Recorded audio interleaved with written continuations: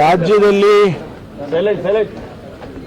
ಈ ಬಾರಿ ಬಹಳ ಭೀಕರವಾದಂಥ ಬರಗಾಲ ಬಂದಿದೆ.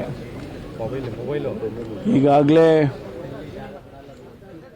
ಮುಖ್ಯಮಂತ್ರಿಗಳು ಮತ್ತು ನಾನು ಇಡೀ ರಾಜ್ಯದಲ್ಲಿ ಬೆಳಗಾವಿನ ವಿಭಾಗ, ಕಲಬುರಗಿ ವಿಭಾಗ ಮತ್ತು ಬೆಂಗಳೂರಿನ ವಿಭಾಗದ ಎಲ್ಲ ತಾಲೂಕುಗಳನ್ನು ಕೂಡ ವಿಭಾಗವಾರು ನಾವು ಪರಿಶೀಲನೆಯನ್ನು ಮಾಡಿದ್ದೇವೆ.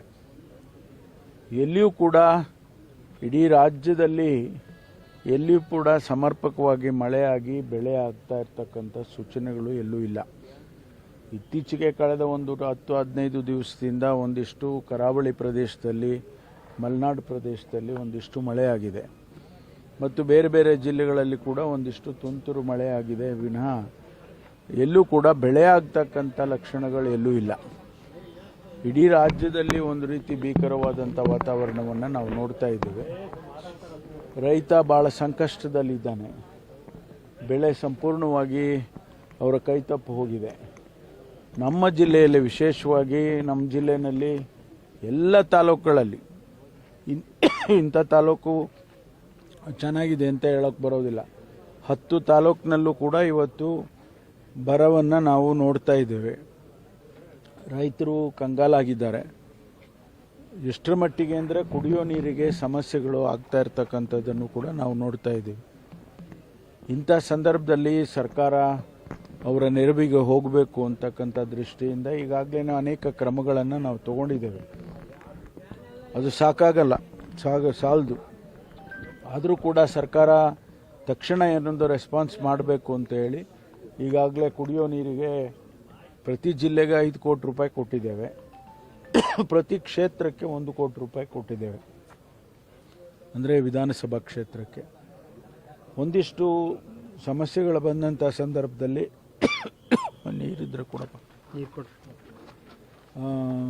ಅವರಿಗೆ ಪರಿಹಾರ ಕೊಡಬೇಕು, ಅವರಿಗೆ ಸಹಾಯಕ್ಕೆ ನೆರವಾಗಬೇಕು ಅಂತೇಳಿ ಈಗಾಗಲೇ ಮುಖ್ಯಮಂತ್ರಿಗಳು ನಾನು ಸಂಪುಟದಲ್ಲಿ ಚರ್ಚೆ ಮಾಡಿ ಈಗ ಕ್ರಮ ತಗೊಳ್ತಾ ಇದ್ದೀವಿ.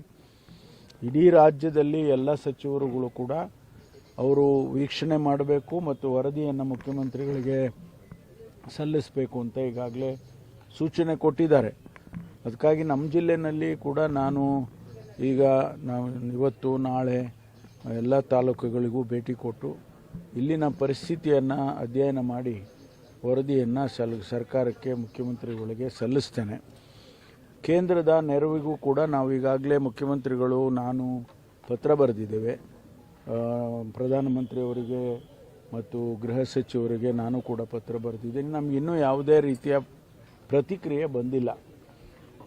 ಮುಂದಿನ ದಿನಗಳಲ್ಲಿ ನಾವು ಇಡೀ ರಾಜ್ಯ, ಇಡೀ 240 ತಾಲೂಕು ಕೂಡ ಇವತ್ತು ಆ ಪರಿಸ್ಥಿತಿಯಲ್ಲಿದ್ದಾವೆ. ಆ ಅಧ್ಯಯನ ಮಾಡಿ ನಾವು ಸರ್ಕಾರಕ್ಕೆ, ಕೇಂದ್ರ ಸರ್ಕಾರಕ್ಕೆ ವರದಿಯನ್ನು ಸಲ್ಲಿಸ್ತೇವೆ. ಮತ್ತು ಡಿಕ್ಲೇರ್ ಮಾಡಬೇಕಾದ್ರೆ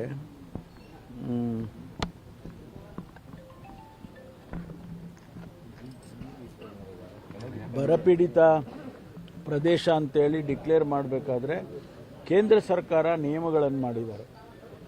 ನಾವೇನು ಡಿಕ್ಲೇರ್ ಮಾಡೋದಕ್ಕೆ ನಮ್ಮ ಪಾಡಿಗೆ ನಾವು ಡಿಕ್ಲೇರ್ ಮಾಡಿಬಿಡ್ಬೋದು, ಆದರೆ ಹಣ ಬರೋದಿಲ್ಲ. ಆದ್ದರಿಂದ ಕೇಂದ್ರ ಸರ್ಕಾರದ ನಿಯಮದ ಪ್ರಕಾರನೇ ನಾವು ಡಿಕ್ಲೇರ್ ಮಾಡಬೇಕಾಗತ್ತೆ. ಅದಿನ್ನೂ 1-2 ದಿವಸ ಸಮಯ ಹಿಡಿಯುತ್ತೆ. ಆ ವಾತಾವರಣ ಸೃಷ್ಟಿ ಆದಮೇಲೆ ಅದನ್ನು ಡಿಕ್ಲೇರ್ ಮಾಡ್ತೇವೆ. ಡಿಕ್ಲೇರ್ ಮಾಡಿದ ಮೇಲೆ ರೈತರಿಗೆ ಮತ್ತು ಯಾರೆಲ್ಲ ಸಂಬಂಧಪಟ್ಟವರಿಗೆ, ಬೆಳೆಗೆ ನಾಶ ಆಗಿರೋರಿಗೆ ಮತ್ತು ಬೆಳೆ ಹಾಕದೇ ಇರ್ತಕ್ಕಂಥವ್ರಿಗೆ, ಅವರಿಗೆಲ್ಲ ಪರಿಹಾರ ಕೊಡ್ತಕ್ಕಂಥ ವ್ಯವಸ್ಥೆ ಆಗುತ್ತೆ.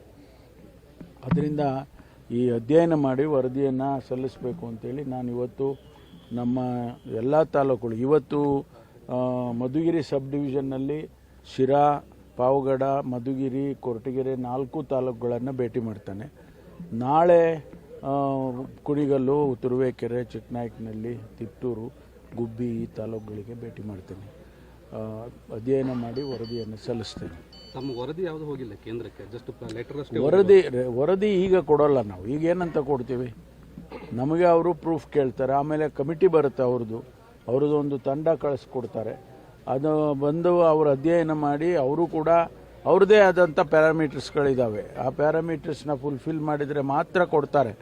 ಕಳೆದ ವರ್ಷ ನಾವು ಹಣ ಕೊಡಲಿಲ್ಲ ಅಂತ ಹೇಳಿ ನಾವು ಗಲಾಟೆ ಮಾಡಿದ್ವು, ಡೆಲ್ಲಿಲಿ ಹೋಗಿ ಪ್ರತಿಭಟನೆ ಮಾಡಿದ್ವು ನಮ್ಮ ಸರ್ಕಾರ. ಅದಾದಮೇಲೆ ಕೋರ್ಟಿಗೆ ಹೋದ್ವಿ. ಕೋರ್ಟಿಗೆ ಹೋಗಿ ಕೋರ್ಟಿಂದ ಆದೇಶ ಆದಮೇಲೆ ನಮಗೆ 3,500 ಕೋಟಿ ಹಣ ಕೊಟ್ಟರು.